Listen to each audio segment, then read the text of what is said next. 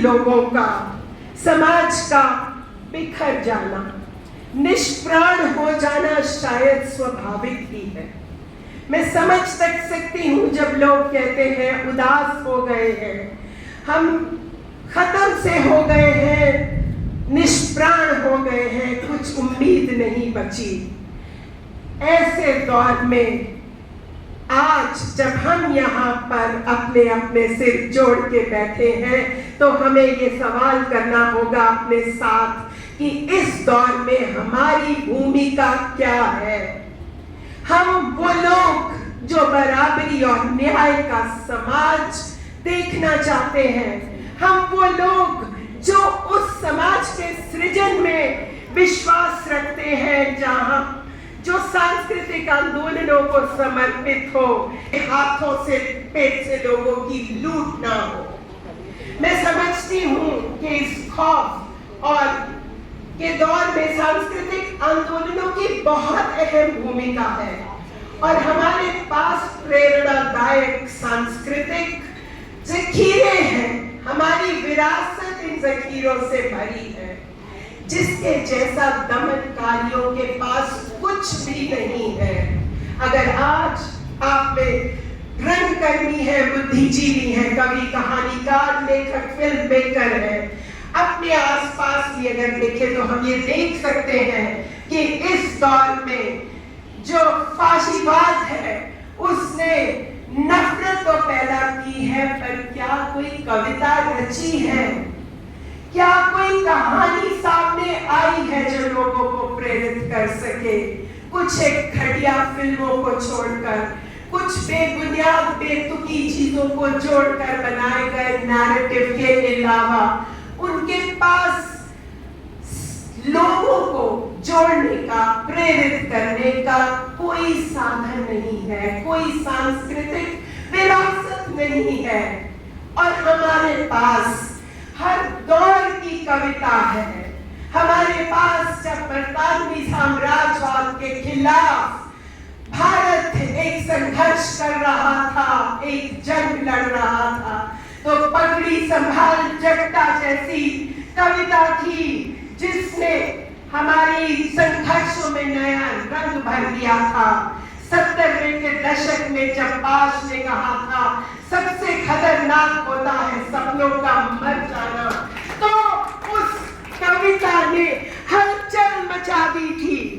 84 के दंगों में गुरशरण सिंह मेरे पिता ने जब बाबा बोलता है नाटक दिल्ली के एन कनॉट प्लेस में किया और दंगाई सियासत के ऊपर उंगली रखी, दंगाइयों का पर्दाफाश भरे चौराहे में किया।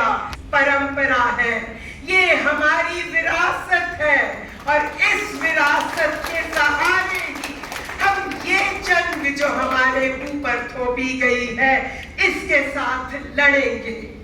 हम आज के दौर का को कैसे देखें, हम आज के दौर में अपने रोल को कैसे पहचाने हो, हम थिएटर एज अ कम्युनिटी कैसे देखें, हमारे गीत कैसे हो, हमारे नाच कैसे हो। मैं समझती हूँ कि ये सारे फॉर्म्स जो हैं ये आज के दिनों में बहुत जरूरी है, क्योंकि वे हमें हमारा इतिहास दिखाते हैं, सच दिखाते हैं, विरासत से वाबस्ता कराते हैं। ये हमारे जीवित होने की, हमारी विरासत को आगे ले जाने की भूमिका को दर्शाते हैं। तो हम समझते हैं कि हमें अपनी कलाओं से किस तरह का विश्वास पैदा करना होगा, किस तरह से लोगों को प्रेरित करना होगा। वो सपना जो हम जानते हैं कि साकार होगा, उस सपने की सच्चाई में लोगों का विश्वास हम जताएंगे अपनी कला, अपनी संस्कृति के साथ। और हमारे लिए इस सारी सामग्री हमारे पास है। हम ये जानते हैं कि इस सभागार में मौजूद सभी लोग जो हैं वो इस दौर के गवाह हैं, और हमें ये अब मानना होगा कि हम अपना सारा का सारा जो उद्यम है इस दौर की गवाही को अपने अपने कार्य दल में लेकर आए। हम लोगों के गवाह बने, उनके दुख दर्द के, उनके डर सहम के, उनकी चिंता बेचैनी, उनके संघर्षों के गवाह बने। सारे सांस्कृतिक पहलू तरीके जो हैं, चाहे वो गीत है, चाहे वो कविता है, फिल्म है या रंगमंच है, वो उसे सबके सामने लेके आए। मैं समझती हूँ, ये भी समझती हूँ कि हमारे सामने जो एक काम है, उम्मीद को टूटने ना देना, लोगों की उम्मीद की लौ को जलाए रखना। और ये लौ कोई काल्पनिक नहीं है। मैं किसी काल्पनिक लौ की बात नहीं कर रही। ये हमारे संघर्षों में मौजूद है, हमारे हाल ही के संघर्षों में मौजूद है। भेदभाव से परिपूर्ण नागरिकता कानून जब पास हुआ 2019 में, तो किस तरह से शाहीन बाग में एक मोर्चा खड़ा हुआ, एक प्रतिरोध का मोर्चा खड़ा हुआ, और उस मोर्चे ने एक लोगों की सांझ बनाई।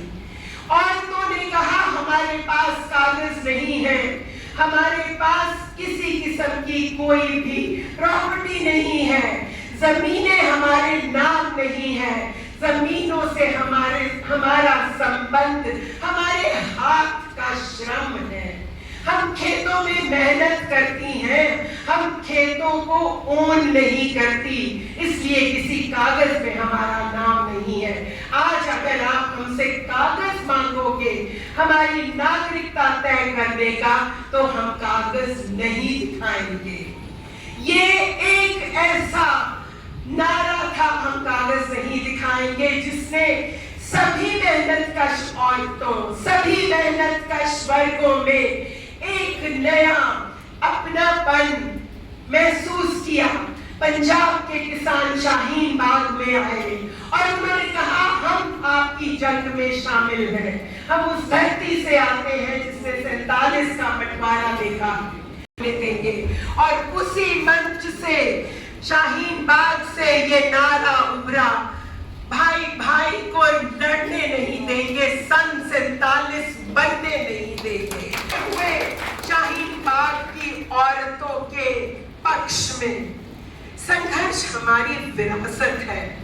महान किसान आंदोलन जो दिल्ली के बॉर्डरों पे 13 महीने के लिए लड़ा गया, अगर इसमें हताश हो चुकी भारत की आम नागरिकों के लिए, भारत की आम जनता के लिए किसान एक उम्मीद बन के आए। वो हजारों की गिनती में अपने ट्रैक्टर ट्रॉलियां, अपने झंडे लहराते हुए आकर दिल्ली में जम गए और उन्होंने ये कहा कि ये जो कानून है ये हमें मान्य नहीं है और हम इन्हें वापस कराएंगे। उसी किसान आंदोलन के एक पक्ष में की बात करूंगी। किसान आंदोलन के समय 5 जगह पर प्रतिरोध स्टेज लगा, जिसे प्रोटेस्ट स्टेज कहा गया। वो प्रतिरोध का मंच जहां केवल किसान लीडरों के भाषण ही नहीं होते थे, वहां जगह जगह से लोग आते रहे, पीड़ित लोग। उस मंच के ऊपर मछुआरे आए जिन्होंने कहा, जैसे आपकी जमीन आपके खेत है, समुद्र हमारा खेत है, जिसे अडानी के मगर जो है, मगरमच्छ जो है, वो काबिज हो चुके हैं। चाय के बागान के मजदूर आए, आंगनबाड़ी वर्कर आए, ठेके के मजदूर आए, औरतें आई, दलित आए, विद्यार्थी आए, कवि आए, लेखक आए, रंगकर्मी आए। उस मंच से एक नया उभार उठा। जब लोगों ने अपनी अपनी बात रखी तो ये तय हो गया कि चाहे वो अलग अलग चीजें कर रहे हैं, उनकी श्रम का जो विभिन्नता है, उनकी भाषाएं विभिन्न है, उनकी पहनावा भिन्न है, पर उनकी एक ही पीड़ा है और वो एक ही छुरी से लहूलुहान किए जा रहे हैं।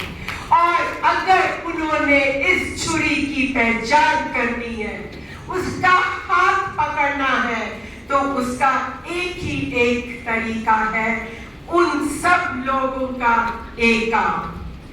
वो एक ऐसा एका, एक भाईचारक सांझ, एक जमाती एका जो उस स्टेज ने उन्हें सिखा दिया। एक वो स्टेज एक यूनिवर्सिटी हो गई उन सब लोगों का सीखने के लिए कि कौन सी चीज है जो उन्हें बांध रही है, वो कौन सा खूनी पंजा है जो उनके ऊपर आघात कर रहा है।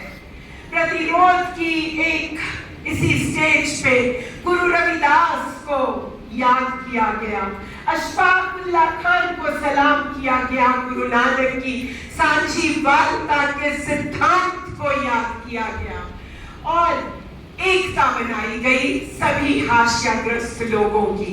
पंजाब और हरियाणा के लोग जिनको पानी के विभाजन पे लेके उनके ऊपर एक लड़ाई मर दी गई है, उनके ऊपर थोप दी गई है, वो इस लड़ाई से बाहर आए और उन्होंने ये कहा पानी तो हर किसान को चाहिए, चाहे वो पंजाब का है चाहे हरियाणा का है। ये नीतियां ऐसी बनने के हर किसान को पानी मिले, उन्होंने इस बात पे जोर दिया। वेस्टर्न यूपी के मुसलमान किसान, हिंदू किसान उस जगह पर 13 महीने में जब वो वहां आए सिर्फ किसान होकर लड़े।